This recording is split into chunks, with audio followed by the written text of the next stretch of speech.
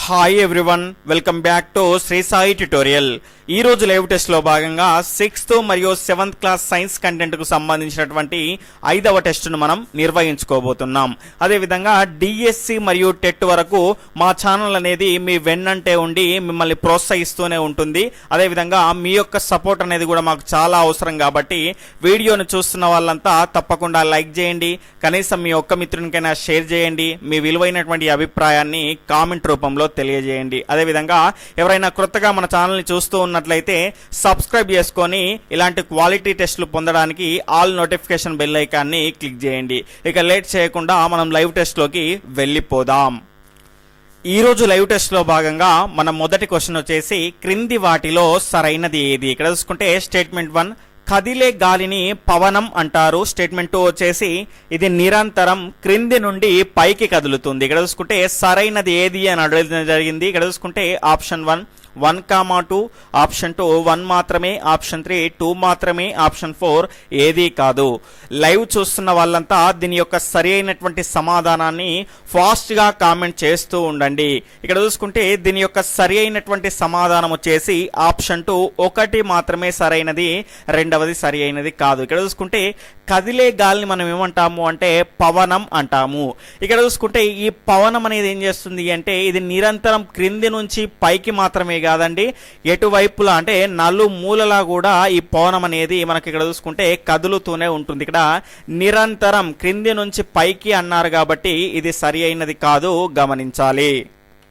తర్వాత రెండవ క్వశ్చన్ వచ్చేసి క్రింది వాటిలో గాలి పీడనానికి ఉదాహరణ కానిది ఏది. ఇక్కడ చూసుకుంటే ఆప్షన్ 1 బెలూన్లో గాలి నింపడం, ఆప్షన్ 2 ఫుట్బాల్లో గాలి నింపినప్పుడు అది గట్టిగా మారడం, ఆప్షన్ 3 వచ్చేసి చేతి పంపుతో నీరు పైకి రావడం, ఆప్షన్ 4 వచ్చేసి ఏదీ కాదు.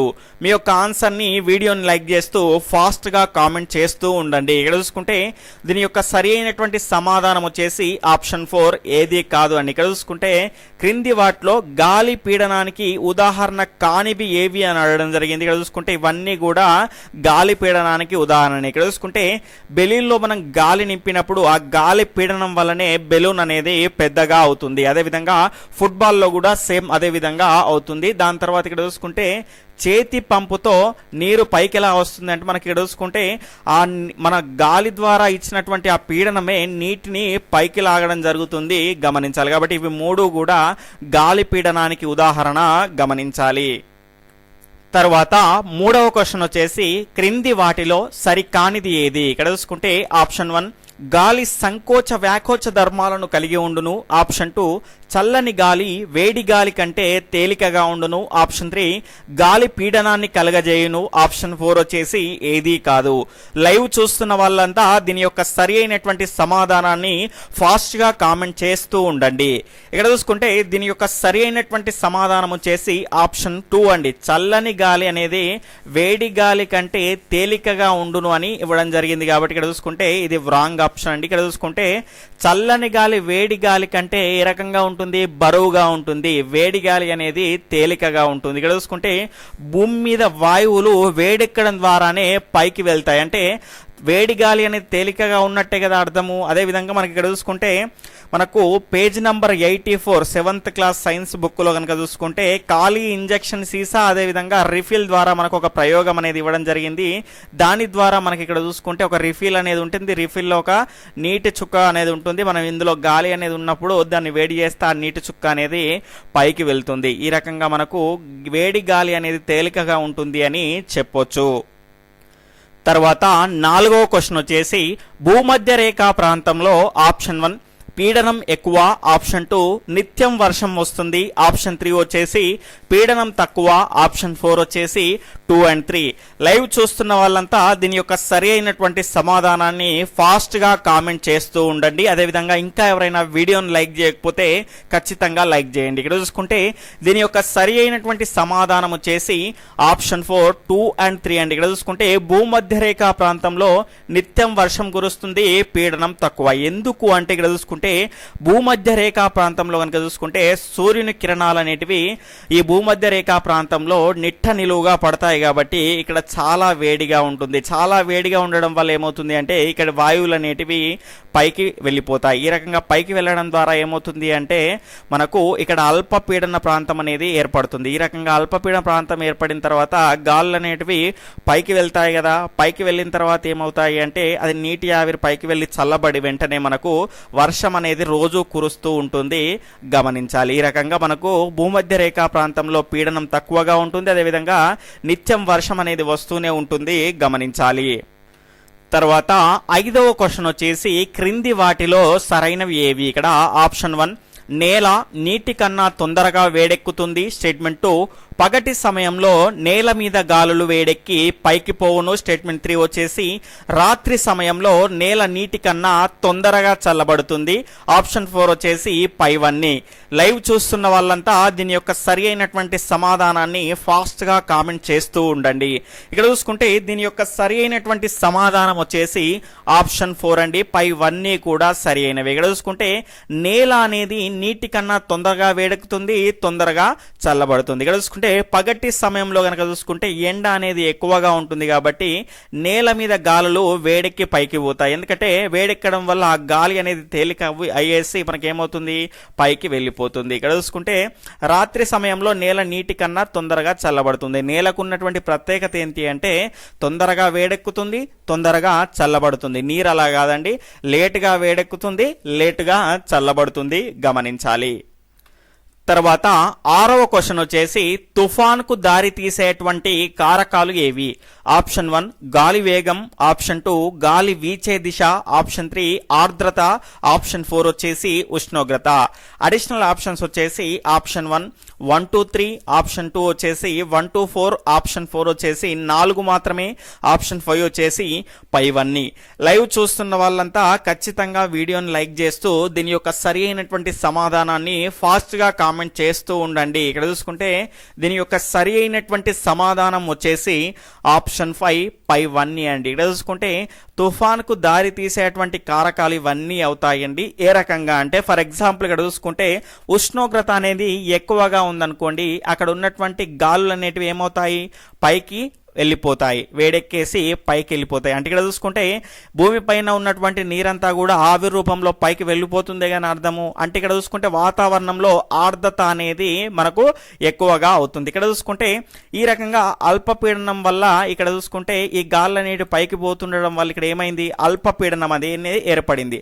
ఇక్కడ చూసుకుంటే ఈ అల్పపీడన ప్రాంతం అనేది ఏర్పడింది కాబట్టి ఈ రకంగా మనకు అధిక పీడన ప్రాంతంలో ఉన్నటువంటి గాలులు అనేటివి వేగంగా ఈ రకంగా వస్తూ ఉంటాయి. ఈ రకంగా వచ్చేయడం వల్ల మనకి ఏమవుతుంది అంటే తుఫాను అనేది ఏర్పడుతుంది. ఇక్కడ చూసుకుంటే ఈ రకంగా వేగంగా గాలి ఈ రకంగా వస్తాయి, ఈ రకంగా మళ్ళీ వేడెక్కేసి పైకి పోతాయి. పైకి పోయడం వల్ల ఏమవుతుంది, అక్కడ ఆర్ద్రత అనేది చాలా ఎక్కువగా పైకి వెళ్ళి, అంటే గాళ్ళు వేగంగా పైకి వెళ్తాయి కదా వేడెక్కడం వల్ల, ఈ ఆర్ద్రత ఒకటి కూడి ఉన్నటువంటి మేఘం అంతా కూడా పైకి వెళ్ళి చల్లబడి ఏమవుతుంది, వర్షం వస్తుంది. అంటే ఎక్కువగా, అంటే తొందరగా ఎక్కువగా వస్తూ ఉంటుంది కాబట్టి ఆ రకంగా మనకి ఏమవుతుంది అంటే తుఫానుగా అది ఏర్పడుతుంది. అంటే భారీ వర్షం ఉంటుంది, మనకు గాలి వేగం అనేది చాలా ఎక్కువగా ఉంటుంది. దాని అంతటికి మూల కారణం ఏంటి అంటే ఉష్ణోగ్రత.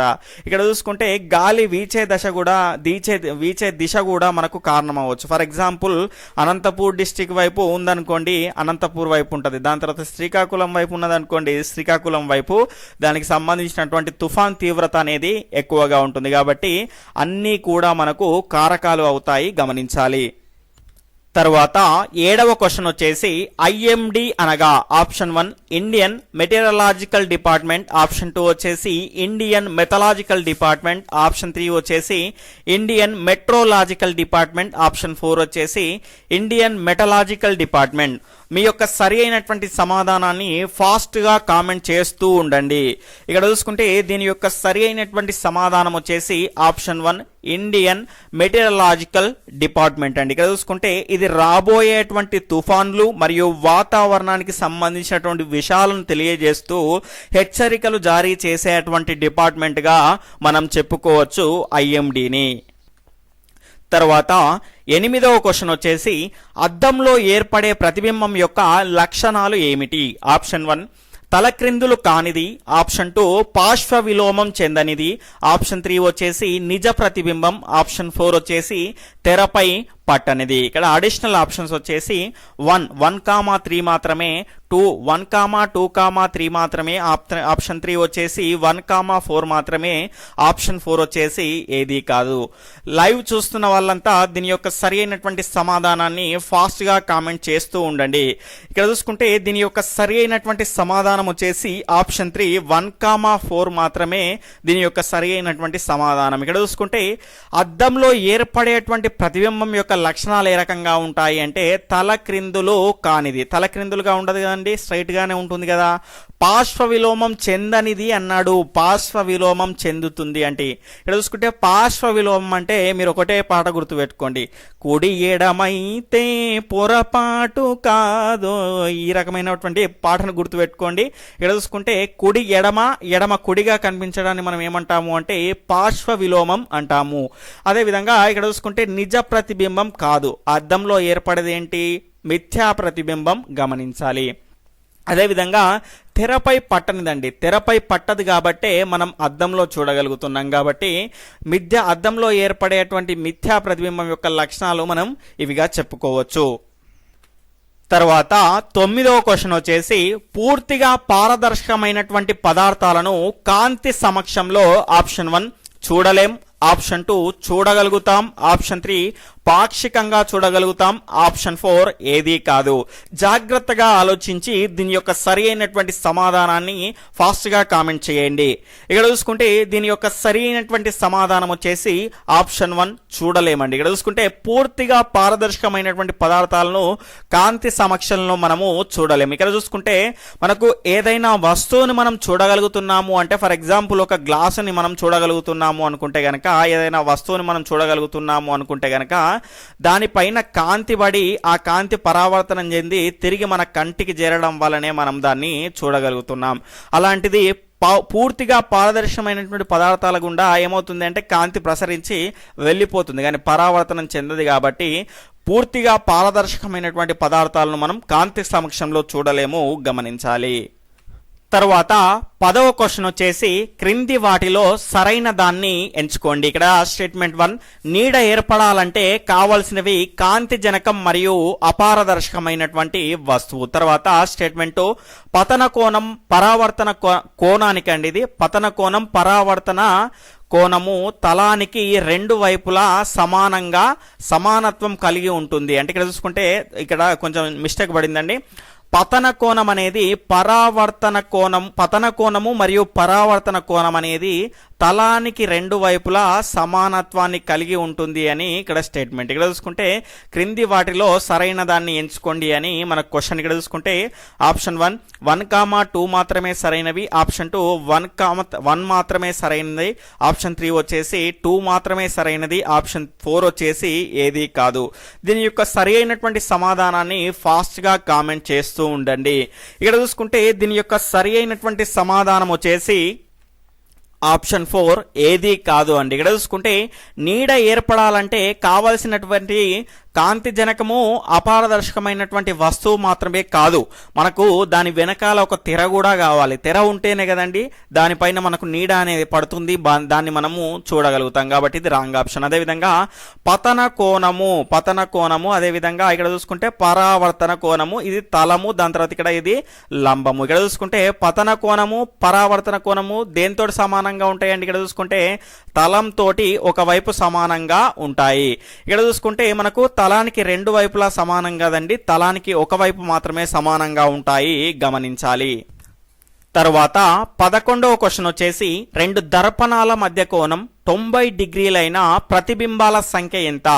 ఆప్షన్ 1 90, ఆప్షన్ 2 60, ఆప్షన్ 3 4, ఆప్షన్ 4 వచ్చేసి ఇక్కడ 3 అండి. ఇక్కడ చూసుకుంటే లైవ్ చూస్తున్న వాళ్ళంతా దీని యొక్క సరి అయినటువంటి సమాధానాన్ని ఫాస్ట్ గా కామెంట్ చేస్తూ ఉండండి. ఇక్కడ చూసుకుంటే దీని యొక్క సరి అయినటువంటి సమాధానం వచ్చేసి ఆప్షన్ 4 3 ఈజ్ కరెక్ట్ అండి. ఇక్కడ చూసుకుంటే రెండు దర్పణాల మధ్య కోణం అనేది 90 డిగ్రీలు అయినప్పుడు ఏర్పడేటువంటి ప్రతిబింబాల సంఖ్య ఎంత అంటే 3, గమనించాలి. ఇక్కడ చూసుకుంటే ఈ రకంగా మనం ప్రతిబింబాల సంఖ్యను కనుక్కోవాలి కనుక్కోవాలి అంటే మనకు ఒక సూత్రం అనేది ఉంది. అదేంటి అంటే ప్రతిబింబాల సంఖ్య ఈజ్ ఈక్వల్ టు 360/θ.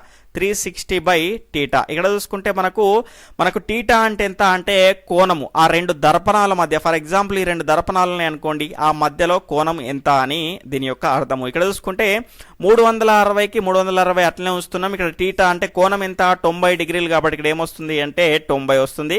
ఈ 0 గెట్ క్యాన్సిల్. దాని తర్వాత 9 ఒకట్ల 9 4 36. ఇక్కడ చూసుకుంటే ఇక్కడ వచ్చింది ఎంత 4, మరి నేను చెప్పింది ఎంత 3. ఎందుకు అంటే ఇక్కడ చూసుకుంటే ఈ రకంగా చేసినప్పుడు మనకు ఎల్లప్పుడూ కూడా బేసిస్ సంఖ్య అనేది రావాలి, వచ్చినటువంటి ఫలితం అనేది. అలా కాకుండా సరి సంఖ్య కనుక వచ్చిందనుకోండి, మీరు ఏం చేయాలి అంటే దాని నుంచి ఒకటి తీసేయాలి. 4 - 1 ఎంత 3. కాబట్టి ఇక్కడ సరి అయినటువంటి సమాధానం ఎంత అంటే 3 గమనించాలి. ఇది చాలా ముఖ్యమైనటువంటి కాన్సెప్ట్ కాబట్టి అందరూ గుర్తుపెట్టుకునేటువంటి ప్రయత్నం అనేది చేయండి. ప్రతి కాంపిటేటివ్ ఎగ్జామ్లో ఒక మార్కు వచ్చేటువంటి ఇంపార్టెంట్ కాన్సెప్ట్గా మనం చెప్పుకోవచ్చు. తర్వాత 12వ క్వశ్చన్ వచ్చేసి ఎన్ని ఆంగ్ల క్యాపిటల్స్ పార్శ్వ విలోమం చెందినప్పటికీ సరైన విధంగా కనిపిస్తాయి? ఆప్షన్ 1 10, ఆప్షన్ 2 11, ఆప్షన్ 3 12, ఆప్షన్ 4 వచ్చేసి 7. లైవ్ చూస్తున్న వాళ్ళంతా దీని యొక్క సరైనటువంటి సమాధానాన్ని ఫాస్ట్ గా కామెంట్ చేస్తూ ఉండండి. ఇక్కడ చూసుకుంటే దీని యొక్క సరైనటువంటి సమాధానం వచ్చేసి ఆప్షన్ 2 11 అండి. ఇక్కడ చూసుకుంటే 11 ఆంగ్ల క్యాపిటల్స్ పార్శ్వ విలోమం చెందినప్పటికీ కూడా సరైన విధంగా కనిపిస్తాయి. ఫర్ ఎగ్జాంపుల్ కనుక చూసుకుంటే ఓని తీసుకుందాం. ఓన్ తీసుకున్నప్పుడు దీనికి కుడి ఎడమ అనేది ఏమైనా తేడా ఉంటుందా? అద్దంలో చూస్తే ఉండదు. అదేవిధంగా ఎక్స్ను కనుక చూసుకుంటే దీనికి కూడా ఏదైనా తేడా ఉంటుందా? ఉండదు. కాబట్టి ఈ రకంగా మనకు మిగిలినటువంటి 9 కూడా మనకి ఏ రకంగా ఉంటాయి అంటే పార్శ్వ విలోమం చెందినప్పటికి కూడా సరైన విధంగా ఉంటాయి. ఇక్కడ చూసుకుంటే మీకు ఇచ్చేటువంటి హోంవర్క్ అనుకోండి, ఇంకేదైనా అనుకోండి కనుక ఇక్కడ చూసుకుంటే మనకు ఈ మిగిలినటువంటి 9 ఈ లైవ్ టెస్ట్ అయిపోయిన తరువాత కామెంట్ సెక్షన్లో ఖచ్చితంగా కామెంట్ చేయండి. మిగిలినటువంటి ఆ 9 ఏమిటో గమనించాలి. తరువాత 13వ క్వశ్చన్ వచ్చేసి సినిమా తెరపై మనం చూసేది ఏది? ఆప్షన్ 1 నిజ ప్రతిబింబం, ఆప్షన్ 2 మిథ్యా ప్రతిబింబం, ఆప్షన్ 3 వచ్చేసి 1 and 2 అంటే నిజ ప్రతిబింబం మరియు మిథ్యా ప్రతిబింబం. ఆప్షన్ 4 వచ్చేసి ఏది కాదు. ఫాస్ట్ గా మీ యొక్క ఆన్సర్ ని కామెంట్ చేస్తూ ఉండండి. ఇక్కడ చూసుకుంటే చాలా మంది ఇంకా లైక్ చేయలేదంటే వీడియోని ఖచ్చితంగా లైక్ చేయండి, అది పెద్ద పనేం కాదు, గమనించాలి. ఇక్కడ చూసుకుంటే దీని యొక్క సరి అయినటువంటి సమాధానం వచ్చేసి ఆప్షన్ 1 నిజ ప్రతిబింబం అండి. ఇక్కడ చూసుకుంటే సినిమా తెరపైన మనం చూసేటువంటిది ఏంటి అంటే నిజ ప్రతిబింబం గమనించాలి. దీని ప్రతిబింబం అనేది మనకు తల క్రిందులుగా ఏర్పడడం జరుగుతుంది. కానీ మనకి ఇక్కడ చూసుకుంటే సినిమా మామూలుగా తెరపై మాత్రం మనకు స్ట్రైట్ గానే కనిపిస్తుంది. ఇక్కడ చూసుకుంటే మిథ్యా ప్రతిబింబం యొక్క లక్షణాలు ఏంటి అంటే తెరపై పట్టకుండా కేవలం అద్దంలో మాత్రమే చూడగలిగేదాన్ని మనం ఏమంటాము అంటే మిథ్యా ప్రతిబింబం అంటాము. ఇక్కడ చూసుకుంటే ఈ నిజ ప్రతిబింబాన్ని కూడా మనం అద్దంలో చూడగలుగుతాము, గమనించాలి. తర్వాత 14వ క్వశ్చన్ వాహనాల యొక్క రియర్ వ్యూ మిర్రర్ లో వాడేటువంటి దర్పణం ఏది? ఆప్షన్ 1 పుటాకార దర్పణం, ఆప్షన్ 2 కుంభాకార దర్పణం, ఆప్షన్ 3 ద్వికుంభాకార దర్పణం, ఆప్షన్ 4 వచ్చేసి ద్విపుటాకార కటకం. లైవ్ చూస్తున్న వాళ్ళంతా దీని యొక్క సరి అయినటువంటి సమాధానాన్ని వీడియో చూస్తూ లైక్ చేస్తూ ఫాస్ట్ గా కామెంట్ చేస్తూ ఉండండి. ఇక్కడ చూసుకుంటే దీని యొక్క సరి అయినటువంటి సమాధానం వచ్చేసి ఆప్షన్ 2 కుంభాకార దర్పణం అండి.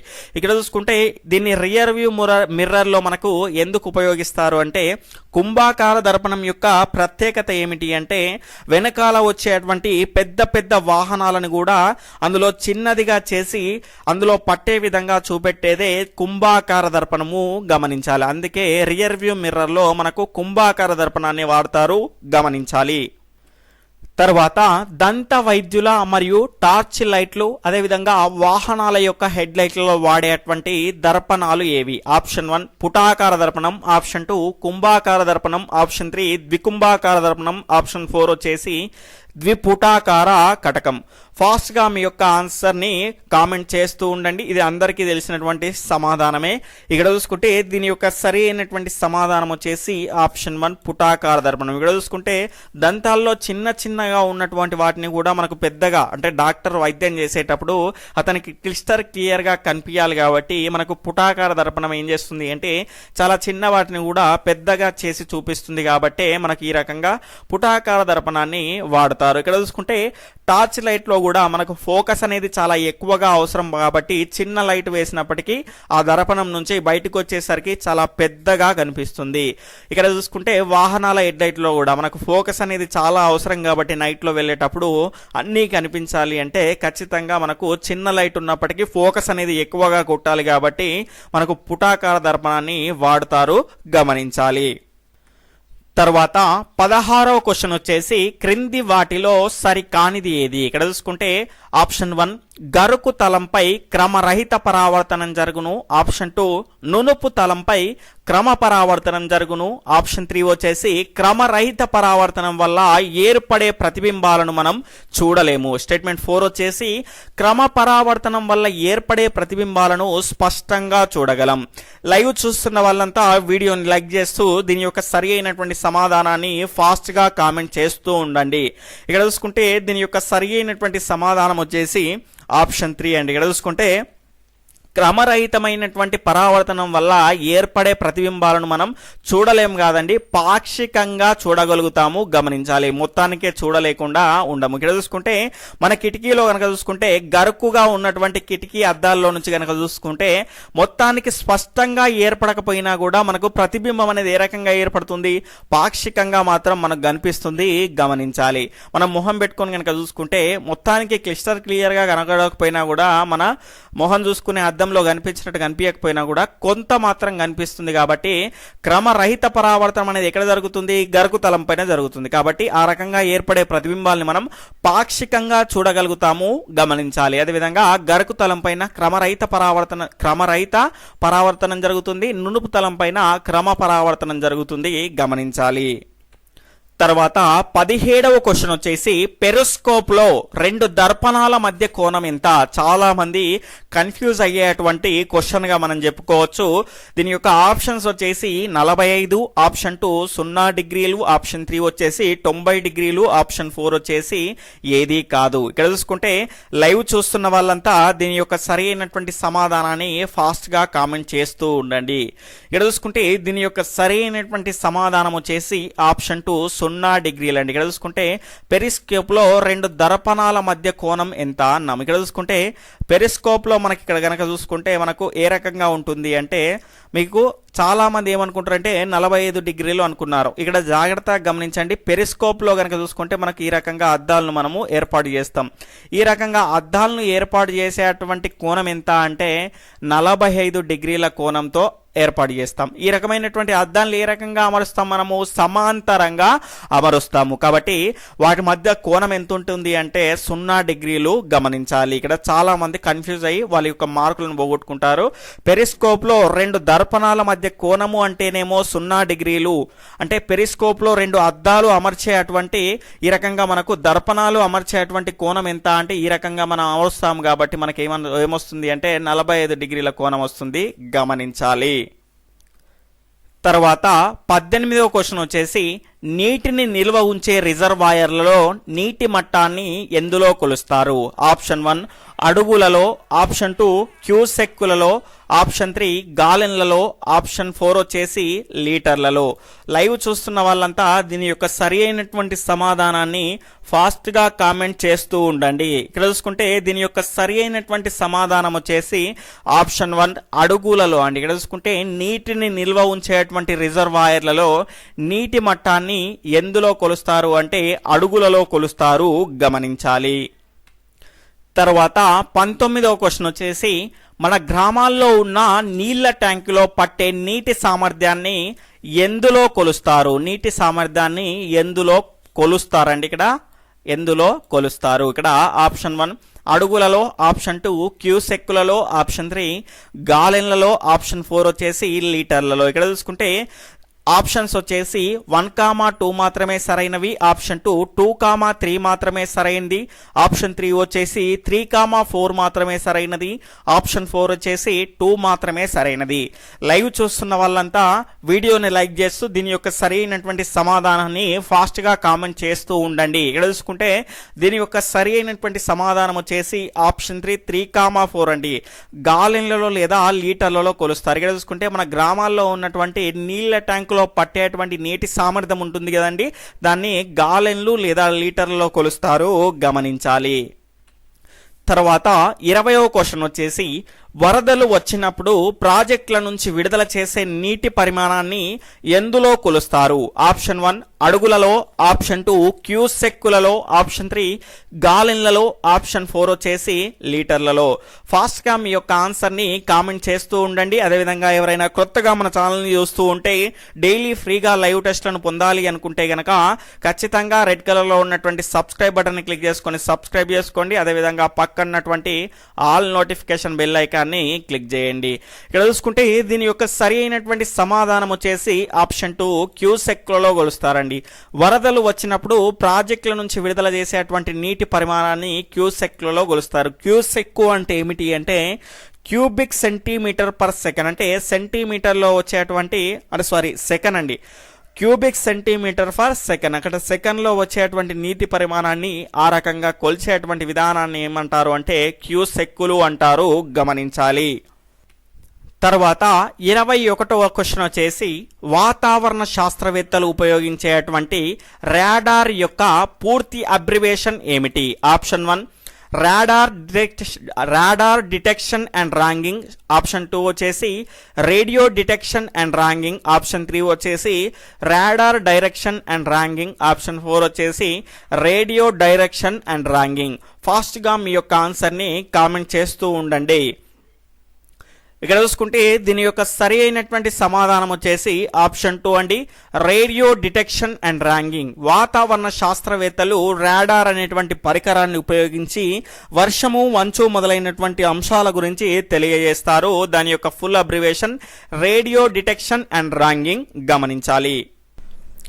తర్వాత 22వ క్వశ్చన్ వచ్చేసి రక్షిత మంచినీటి సరఫరా దశల్లో సరైనది ఏది? ఇక్కడ చూసుకుంటే ఆప్షన్ 1 చెరువు, వడపోత, aeration, chlorination, overhead tank, కుళాయిలు, ఆప్షన్ 2 చెరువు, వడపోత, chlorination, aeration, overhead tank, కుళాయిలు, ఆప్షన్ 3 చెరువు, ఏరేషన్, వడపోత, క్లోరినేషన్, కుళాయిలు, ఆప్షన్ 4 వచ్చేసి చెరువు, ఏరేషన్, క్లోరినేషన్, వడపోత, కుళాయిలు. లైవ్ చూస్తున్న వాళ్ళంతా దీని యొక్క సరి అయినటువంటి సమాధానాన్ని ఫాస్ట్గా కామెంట్ చేస్తూ ఉండండి. ఇక్కడ చూసుకుంటే దీని యొక్క సరి అయినటువంటి సమాధానం వచ్చేసి ఆప్షన్ 1 అండి. ఇక్కడ చూసుకుంటే రక్షిత మంచి నీటి సరఫరా దశల్లో ఉన్నటువంటి క్రమాన్ని కనుక చూసుకుంటే ముందుగా చెరువు నుంచి దాన్ని వడపోత ద్వారా, అంటే పెద్ద పెద్దగా ఉన్నటువంటివి ఇక్కడ బయటికి వెళ్ళిపోతాయి. ఏమన్నా పదార్థాలు, పనికిరాని పదార్థాలు అనేటివి, ప్లాస్టిక్ పేపర్లు కానీ అలాంటివి ఉంటే కనుక ఇక్కడ వడపోత ద్వారా బయటకు వెళ్ళిపోతాయి. దాని తర్వాత ఏరేషన్, క్లోరినేషన్ ద్వారా ఏమవుతుంది అంటే మనకి ఇక్కడ చూసుకుంటే క్రిమి సంహారకాలను సంహరించేసి ఏరేషన్ అనేటువంటి క్లోరినేషన్ అనేటువంటి ప్రక్రియకు లోను చేయడం ద్వారా అందులో ఉన్నటువంటి క్రిములను చంపేసి దాని తర్వాత ఓవర్ హెడ్ ట్యాంకుకు పంపిస్తారు. దాని తర్వాత దాని నుంచి మనకు కుళాయిల్లోకి వస్తాయి, గమనించాలి.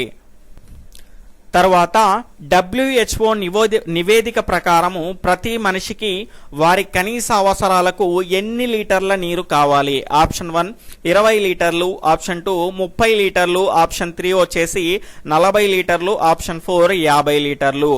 లైక్ చేయండి, వీడియోని చూస్తున్న వాళ్ళంతా ఖచ్చితంగా లైక్ చేయండి. మీకోసం మొత్తుకొని నోరంతా ఎండిపోతుంది. అయినప్పటికీ కూడా మీరు లైక్ చేయడము, షేర్ చేయడం అనేది కూడా చేయట్లేదు. మీకు మన ఛానల్ అనేది చాలా హెల్ప్ చేస్తుందండి. ఖచ్చితంగా మన ఛానల్కి సపోర్ట్ చేసేటువంటి ప్రయత్నం అనేది చేయండి. ఇక్కడ చూసుకుంటే దీని యొక్క సరి అయినటువంటి సమాధానం వచ్చేసి ఆప్షన్ 4 50 లీటర్లు అండి. ఇక్కడ చూసుకుంటే WHO నివేదిక ప్రకారము ప్రతి మనిషికి వారి కనీస అవసరాలకు ఎన్ని లీటర్ల నీరు కావాలి అంటే 50 లీటర్ల నీరు అనేది కావాలి. తర్వాత నెక్స్ట్ క్వశ్చన్ వచ్చేసి 24వ క్వశ్చన్ వచ్చేసి ప్రపంచవ్యాప్తంగా ప్రతి సంవత్సరం ఎన్ని మిలియన్లకు పైగా నీటి ద్వారా వచ్చేటువంటి సంక్రమిత వ్యాధులతో చనిపోతున్నారు? ఇక్కడ చూసుకుంటే ఆప్షన్ 1 4 మిలియన్లకు పైగా, ఆప్షన్ 2 6 బిలియన్లకు పైగా, ఆప్షన్ 3 వచ్చేసి 4 మిలియన్లకు పైన. ఇక్కడ రెండు సేమ్ పడ్డాయండి. ఇక్కడ 5 మిలియన్లకు పైగా. దాని తర్వాత ఆప్షన్ 4 వచ్చేసి 2 మిలియన్లకు పైగా. లైవ్ చూస్తున్న వాళ్ళంతా దీని యొక్క సరి అయినటువంటి సమాధానాన్ని ఫాస్ట్గా కామెంట్ చేస్తూ ఉండండి. దీని యొక్క సరి అయినటువంటి సమాధానం వచ్చేసి ఆప్షన్ 1. 4 మిలియన్లకు పైగా ప్రపంచవ్యాప్తంగా ప్రతి సంవత్సరం మనకి ఇక్కడ చూసుకుంటే సంక్రమిత వ్యాధులతో చనిపోతున్నారు. అందులో 43% వరకు కనుక చూసుకుంటే డయేరియా వల్లనే చనిపోతున్నారు, గమనించాలి. తర్వాత ఈ రోజు ప్రశ్నను కనుక చూసుకుంటే 25వది అంటే కంటిన్యూయేషన్లో 25వది, అండమాన్ నికోబార్ ద్వీపంలో సునామీ అనేది ఎప్పుడు సంభవించింది? ఇక్కడ చూసుకుంటే ఆప్షన్ 1 2009, ఆప్షన్ 2 2008, ఆప్షన్ 3 వచ్చేసి 2007, ఆప్షన్ 4 వచ్చేసి 2006. లైవ్ చూస్తున్న వాళ్ళంతా కూడా ఈ లైవ్ టెస్ట్ అనేది కంప్లీట్ అయిపోయిన తర్వాత ఒక్క నిమిషం వెయిట్ చేసి దీని యొక్క సరి అయినటువంటి సమాధానాన్ని అదేవిధంగా ఈ లైవ్ టెస్ట్లో మీకు వచ్చినటువంటి మార్కులను ఖచ్చితంగా తెలియజేయండి. ఎందుకంటే ఈ యొక్క మార్కులు అనేటివి మీకు డైలీ ఇంప్రూవ్ అవుతున్నాయా లేదంటే ఇంప్రూవ్ అవ్వాలి అంటే ఏ విధంగా చదవాలి అనేటువంటి విషయాలు అనేటివి మీకు తెలుస్తాయి, గమనించాలి. అంటే మన మార్కులు అనేటివి కూడా ఖచ్చితంగా డిస్ప్లే చేయగలిగే విధంగా ఉండాలి, రోజు రోజుకు పెంచుకోగలగాలి, గమనించాలి. ఖచ్చితంగా చాలా మంది ఈ రకంగా చేయడం లేదు. ఈ రోజు అయితే ఖచ్చితంగా మీ యొక్క మార్కులను అదేవిధంగా ఈ లైవ్ టెస్ట్ లో మన లాస్ట్ లో చివరగా ఒక క్వశ్చన్ అనేది అడుగుతాము, దానికి సంబంధించినటువంటి ఆన్సర్ ని అదేవిధంగా చివరిలో మనం ఏం చేస్తాము అంటే సిలబస్ ని చెప్పుకుంటాము. ఆ సిలబస్ ని తెలుసుకున్న తర్వాత వీడియోని లైక్ చేసి వెళ్ళిపోగలరు. ఇక్కడ చూసుకుంటే మీకు వచ్చినటువంటి మార్కులను ఈ రోజు ఖచ్చితంగా పోస్ట్ చేస్తారని అనుకుంటున్నాను. ఇక్కడ చూసుకుంటే రేపటి సిలబస్ ని కనుక మనం చూసుకుంటే మనకు 6th క్లాస్ సైన్స్ కంటెంట్ నుంచి మనకి ఇక్కడ చూసుకుంటే 12వ లెసన్ అండి సాధారణ విద్యుత్ వలయాలు. అదేవిధంగా 7th క్లాస్ సైన్స్ నుంచి కనుక చూసుకుంటే 7వ లెసన్ అండి విద్యుత్ అండి. ఇక్కడ చూసుకుంటే దీన్ని మనం నిన్న మిస్ చేసుకున్నాం. యాక్చువల్గా సీరియల్గా మనం లెసన్ వైజ్ వెళ్తూ ఉంటే కనుక ఇవాళ మనకు ఇవాటి సెషన్లో విద్యుత్ అనేది ఉండాల్సింది, కానీ మనకు సాధారణ విద్యుత్ వలయాలు అనేది 6th లో ఉంది, అదేవిధంగా మనకు 7th క్లాస్లో విద్యుత్ అనేది ఉంది. కాబట్టి రెండింటికి సంబంధించినటువంటి ఫుల్ ఫ్లెడ్జ్ ఇన్ఫర్మేషన్ అనేది మనం ఇక్కడ తెలుసుకోగలుగుతాం. కాబట్టి ఈ రకంగా ఇవ్వడం జరుగుతుంది, గమనించాలి. ఓకే ఫ్రెండ్స్, నా లైవ్ టెస్ట్ అనేది మీకు నచ్చింది అనుకుంటున్నాను. ఖచ్చితంగా వీడియోను ఒక్క మిత్రునికైనా షేర్ చేసేటువంటి ప్రయత్నం అనేది చేయండి. Okay friends, bye, take care, Jai Hind.